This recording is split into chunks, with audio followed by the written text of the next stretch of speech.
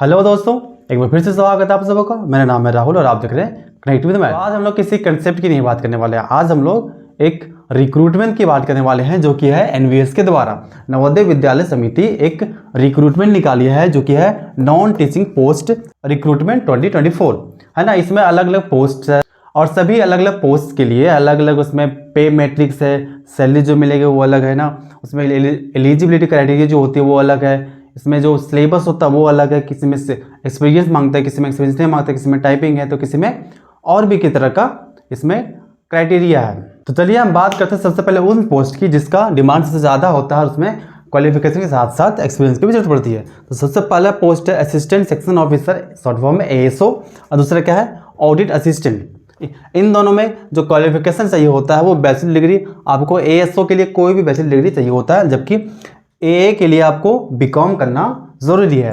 और इसमें एक्सपीरियंस मांगता है 3 साल का, चाहे वो आप सेंट्रल गवर्नमेंट के साथ कर रहे हैं या फिर सेंट्रल गवर्नमेंट से रजिस्टर्ड किसी अलग कंपनी में कर रहे हैं। और इसमें सैलरी की बात करें तो यहाँ 35,400 से 1,12,400 तक की सैलरी होती है इन दोनों पोस्ट के लिए। अब अगर हम सिलेबस की बात करें, जिसमें आ गया रीजनिंग, आ गया क्वांटिटेटिव एप्टीट्यूड, जनरल इंग्लिश और Hindi, general awareness, current affairs, basic knowledge of computer, साथ में सब्जेक्ट नॉलेज आपको होना चाहिए। सब्जेक्ट नॉलेज मतलब जिस पोस्ट के लिए आप अप्लाई कर रहे हैं उस पोस्ट का आपको नॉलेज होना चाहिए। चलिए हम बात करते हैं अब उन पोस्ट की जिसके क्वालिफिकेशन मात्र 10th है ना, नाम मात्र की क्वालिफिकेशन से। तो पोस्ट पहला कौन सा, इलेक्ट्रीशियन कम प्लम्बर, ये पहला हो गया। दूसरा लैब अटेंडेंट, तीसरा क्या मेस हेल्पर, और चौथा है MTS या मल्टी टास्किंग स्टाफ। इसमें क्या है कि इलेक्ट्रीशियन कम प्लम्बर में आपको कम से कम 2 साल का एक्सपीरियंस चाहिए होता है। इसमें 2 साल का एक्सपीरियंस, इसमें किसी तरह का कोई एक्सपीरियंस नहीं। फिर मेस हेल्पर जो आता है इसमें आपको 5 साल का एक्सपीरियंस जो है सो होना चाहिए। उसके बाद आता है MTS, इसमें अभी आपको किसी तरह का कोई भी एक्सपीरियंस की जरूरत नहीं पड़ेगी।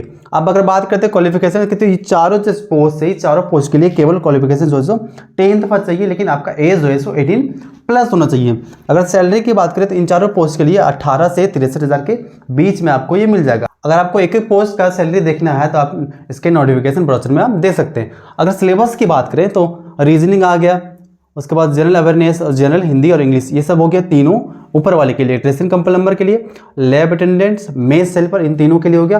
और साथ में इन तीनों का जो अपना सब्जेक्ट नॉलेज है वो भी आपको होना चाहिए। अगर हम बात करें MTS में तो इसमें क्या है कि आपको जनरल अवेयरनेस, जनरल हिंदी और इंग्लिश और नॉलेज जो है बेसिक नॉलेज कंप्यूटर्स का, ये आपको होना चाहिए। इसमें रीजनिंग आपको पूछा नहीं जाएगा। देखिए इसमें हम टोटल सीट्स की बात करें तो टोटल 1377 सीट्स इसमें, जो कि 15 अलग अलग पोस्ट में इसको बांटा गया है।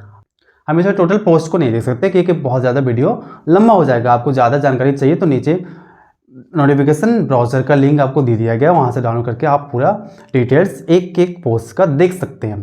तो यहाँ पे ये वीडियो होती है खत्म। आपको वीडियो अगर अच्छी लगे, यूजफुल लगे तो आप वीडियो को जरूर लाइक करें, हमें बताएं, और चैनल को सब्सक्राइब भी कर लें। अगर फेसबुक पेज पे देख रहे हैं तो फेसबुक पेज को लाइक करें, हमें फॉलो करें। तो मिलते हैं हम लोग अगले वीडियो में, तब तक के लिए thank you and take care.